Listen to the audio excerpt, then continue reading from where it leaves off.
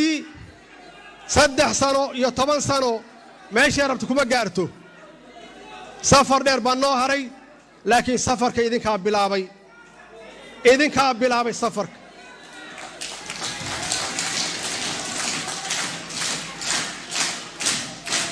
أو فرصة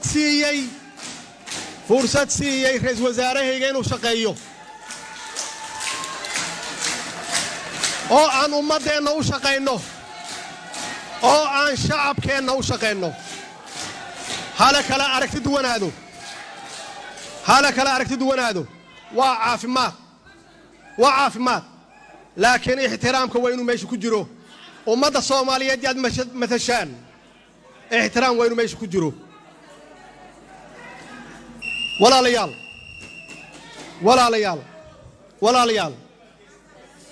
ليال وعن ربا ولا ليال وعن ربا إن دور قضبوط أن كدر هالكن وأركا يقفك في رمبيجا هاي وقت ما هيو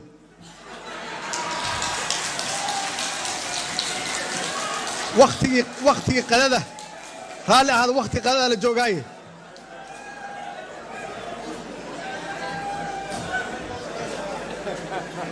walaal sanadkiiba hadii mar saddex bilood mar hadii la soo yimaado sanadkiiba hadii la soo yimaado in la dhageystaa wanaagsan walaalayaal si aanu xaqiijino marka arrimaha amniga oo muhiim noo ah si aanu xaqiijino higsigeena qarannimo waxa dawladdan ay xoog saartay sidii ay wax uga qaban lahayd nabadgelyada dhaqaalaha iyo siyaasadda iyo dabcan la dagaalanka musuqmaasuq tan iyo intii aad doorateen waxaan si aan kala go'ol ahayn aan isku hawlay inaan dhisno hay'adaha amniga oo ay ka turjumi karaan marxaladda amni ee dalka hadda uu ku sugan yahay annagoo ka shaqeynayna annagoo kaashanayna golayaasha dawladda oo idinka koow aad ka tihiin iyo guud ahaan shacabka wanaagsan ee Soomaaliyeed oo naga mudan inaan adeegooda siino waxa alla mahadiisa inay noo suurta gashay inaan guulo waaweyn aan ka gaarnay sugidda amniga dalka iyo la dagaalanka cadowga ummadda Soomaaliyeed laakiin meeshaan rabnay wili maynan gaarin arrintaani iskama imaanin waxay ku timid naftooda hurayaasha ciidanka qalabka sida oo dhiigooda u huray siday ummadda Soomaaliyeed ay nabad ay ugu noolaan lahayd sidaas awgeed anigoo ka duulaya sidii aan u ilaalin lahayn niyadda iyo hamiga wiilasha iyo gabdhaha Soomaaliyeed oo maalin walbaba heeganka oo qorraxda taagan dhaxantana taagan sidii ay dalkooda iyo dadkooda ay u daafici lahaayeen waxaan xaqiijinay in mushaharaadkooda iyo baahiyooyinkooda gaarka ah oo asaasiga ahaa ee ciidan ay helaan bil walba oo joogto ah oo waliba aan u kordhinay mushaharkooda taas waxay qayb ka tahay natiijooyinka lama ilaawaanka ah ay gaareen ciidamadeena qalabka sida waxaan leeyahay ciidamada qalabka sida guulaysta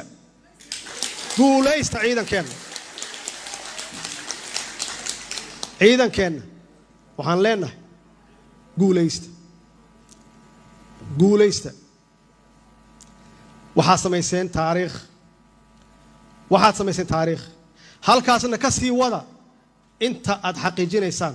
higsiga qarannimo oo aan helayno hadduu ilaah yiraahdo oo higsigeennana muxuu yahay Soomaaliya oo nabad ah Soomaaliya oo mid ah Soomaaliya oo xor u ah danaheeda qaranka inay gaarto oo aanan ku shaqaynin shisheeye aqligiisa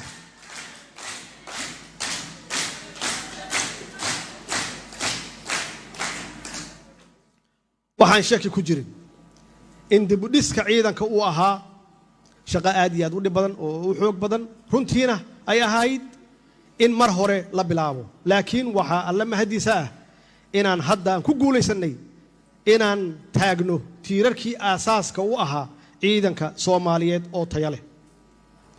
guulaha uu ciidankeena gaaray waxaad ka dareemi kartaan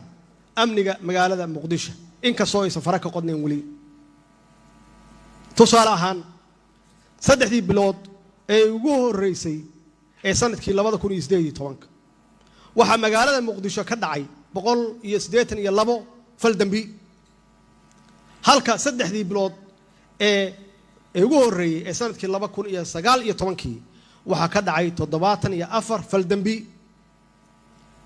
sanadkan aan ku jirno 3 bilood ee ugu horeeyay waxa ka dhacay 24 fal dambi fari kama qodna ilaa aan geena meel hoose haduu Ilaahay yiraahdo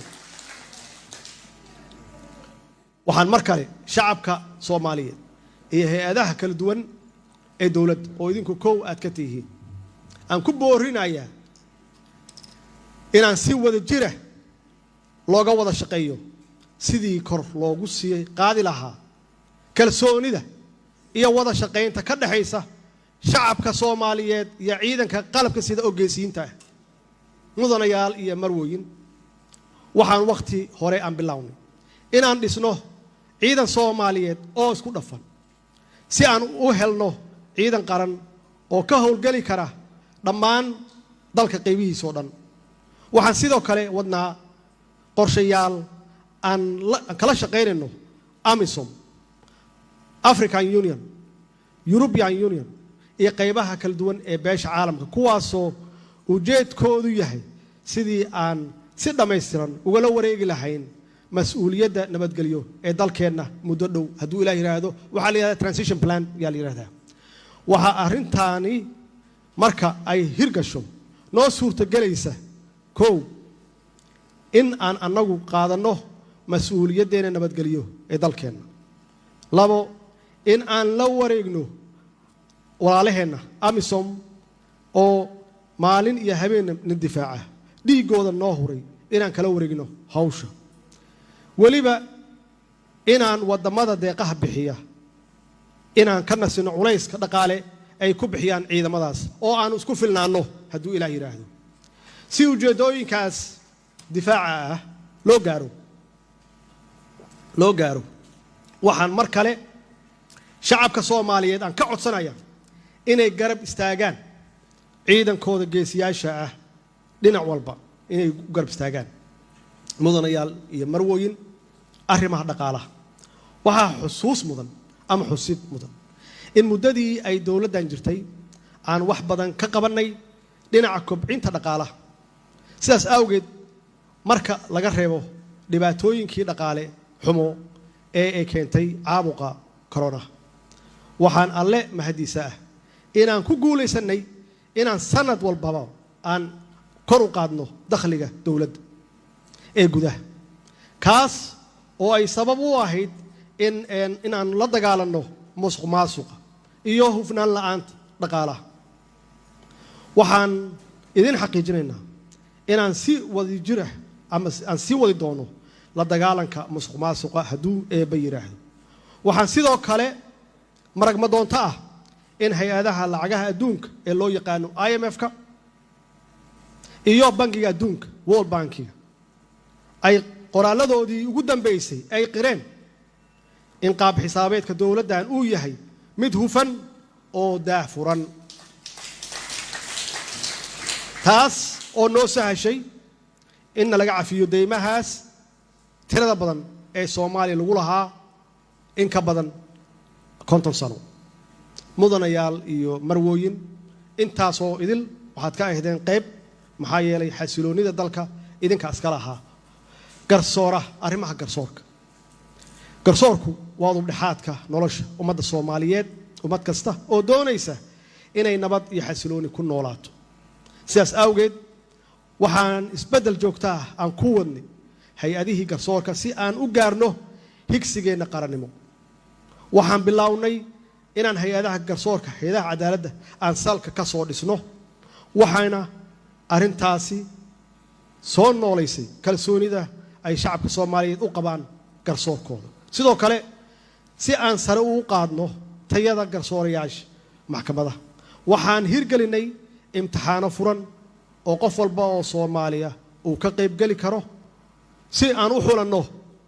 garsoorayaal u carbisan aqoonna u leh shaqada loo igmaday mudanayaal iyo marwooyin hawlahaas oo dhan waa bilow mudanayaal iyo marwooyin waxaan ayana ahmiyad inoo leh dib u eegista iyo dhamaystirka dastuurka qaranka waxaan idin soo jeedinayaa in idinka oo la shaqeynaya hay'adaha kale ee dawliga ah in ay khusayso arrintan in kalfadhigan waqti badan la geliyo sidii loo dhamaystiri lahaa dastuurka qaranka si markaas ay shacabka Soomaaliyeed ay u helaan fursad ay ugu codeeyaan isla markaasna ay ku dhaqan galiyaan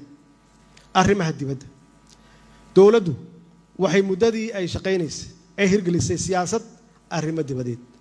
oo ku dhisan is-ixtiraam wada shaqeyn iyo isfaham waxaan qayb horyaal ah ka noqonnay ku soo dhawaashaha iyo wada shaqeynta gobolka Geeska Afrika si gobolku u helo xasilooni iyo horumar dhaqaale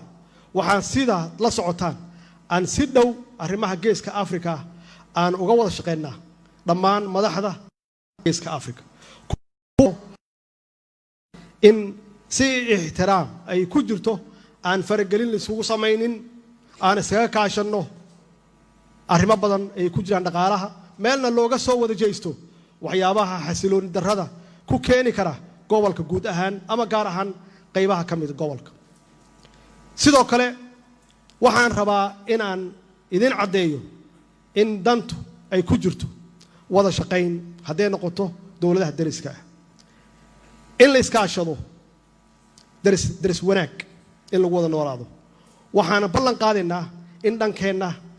arrintaasi aan ka shaqeyno annagoo wax gorgortan ah marna aynan ka galaynin qarnimada Soomaaliyeed iyo midnimada Soomaaliyeed mudanayaal iyo marwooyin arrimaha bulshada waxaan rabaa inaan halkan maanta aan uga hambaliyeeyo dhalinyarada Soomaaliyeed meel kasta ay joogaan oo runtii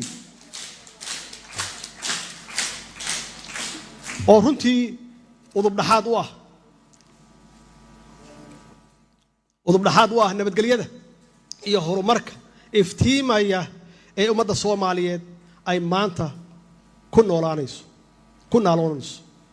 waxaa caado ahaan jiray in la yiraahdo dhalinyaradu waa madaxdii berri laakiin annagu waxaan idin leenahay dhalinyarada Soomaaliyeed waxaad tihiin madaxdii maanta waxaana shaki ku jirin annagoo ka duulayna mabaadi'daas aan dhalinyarada Soomaaliyeed u igmanay qaybaha ka mid ah mas'uuliyadihii ugu muhiimsanaa ee dalka ee dhinaca nabadgelyada dhinaca dhaqaalaha cadaaladda siyaasadda iyo arrimaha bulshada waxaan ballan qaadayaa inaan sii wadi doonno arrintaas hadduu Ilaahay yiraahdo si aan u xaqiijinno doorka muhiimka ah ee dhalinyarada Soomaaliyeed ay ku leeyihiin hoggaanka iyo dib u soo nooleynta qarannimada Soomaaliyeed si kastaba ha ahaatee waxaan rabaa inaan dhalinyarada aan uga digo kuwa doonaya dhiigga dhalinyarada inay jaranjaro ay ka dhigtaan waxaan u sheegayaa dhalinyarada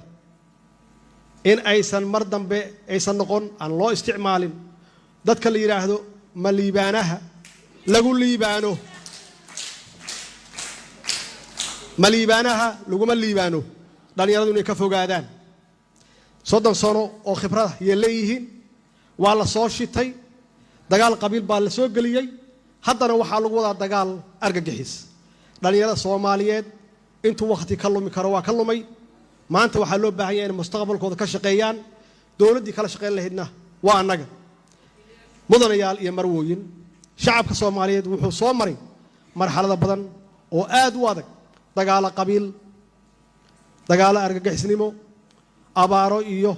daadad dadkii iyo dunyadii halakeeyay iyo wax la mid ah wax kasta oo na soo maray waxa alle mahadiisa inaan wali Soomaali ay taagan tahay inaan wali aan jirno insha Allah Soomaalina waa jiri doontaa hadduu Ilaahay yiraahdo waxaan marka shacabka Soomaaliyeed meel kasta ay joogaan khaasatan dhalinyarada aan ka codsanayaa inay laban dadaalkooda ku aadan wada shaqaynta ay la leeyihiin dowladooda iyo ciidamadooda si aan uga gudubno masiibooyinkaas dabiiciga ah iyo kuwa dadku ay sameeyeen ee dalkeena halakeeyay waxaa sidoo kale ummadda Soomaaliyeed aan ka codsanayaa inay nagu taageeraan sidii loo heli lahaa dowladnimo Soomaaliyeed oo ka hufan qabyaaladda fakhriga iyo argagixisnimada kuwaasoo ah saddexda cadow ee dilaaga u ah dowladnimada iyo qaranimada Soomaaliyeed oo aan doonayno in aan dib u soo yegleyno aan xoojino mudanayaal iyo marwooyin waxa aan si nasasho la'aan ah aan isugu dayay inaan kor u qaadno xiriirka ka dhaxeeya dowladda federaalka iyo dowlad goboleedyada xubnaha ka ah xiriirkaasi oo ku dhisan wada tashi iyo isfaham iyo in la xurmeeyo dastuurka kumeel gaarka ah ee qaranka dadaaladaasi waxay qayb ka ahaayeen sidii loo gaari lahaa higsiga guud ee dalkeenna iyo dalka Soomaaliyeed waxaa alla mahadiisa in aan guulo ka gaarnay dib u heshiisiinta iyo dib u dhiska dowlad goboleedyada shacabkooda matala danaha shacabkoodana ka shaqeeya waxaan gaarsiinay dowlad goboleedyada gargaar caafimaad COVID-19 oo ah ka hortagga iyo la dagaalanka caabuqaas inta tabarteenu ay tahay waxaan gaarsiinay dhaqaale gargaar ah kuwa musiibooyinka fatahaadaha iyo daadadku ay waxyeelayeen mudanayaal iyo marwooyin dadka Soomaaliyeed waa dad waala ah oo aan kala maarmin waana soo dhaweynayaa hadalkii walaalkay madaxweynaha Soomaaliland mudane Muuse Biixi uu ka aqbalay inaan dib u bilaawno wada hadalladeennii wax kasta oo jirana aan ku dhamayno walaaltinimo wada hadal iyo is-afgarad gabagabadii gobolka Banaadir maanta waxaan labada aqal ee baarlamaanka federaalka Soomaaliyeed aan u jeedinayaa codsi madaxweyne oo aan rajeynayo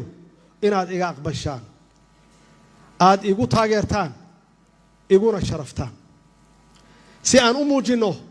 tixgelinta iyo qadarinta aan u hayno caasimadda Muqdisho oo aanu wada jecelnahay oo aanu si gaara meel gaara iga taala oo aan ku dhashay oo aan luqluq u aqaano oo aan ku koray fadlan igu raaca in aqalka sare ay caasimadda Muqdisho ay ku yeelato matalaada ay mudan tahay ayna muraayad uga wada noqoto dhammaan shacabka Soomaaliyeed mar kale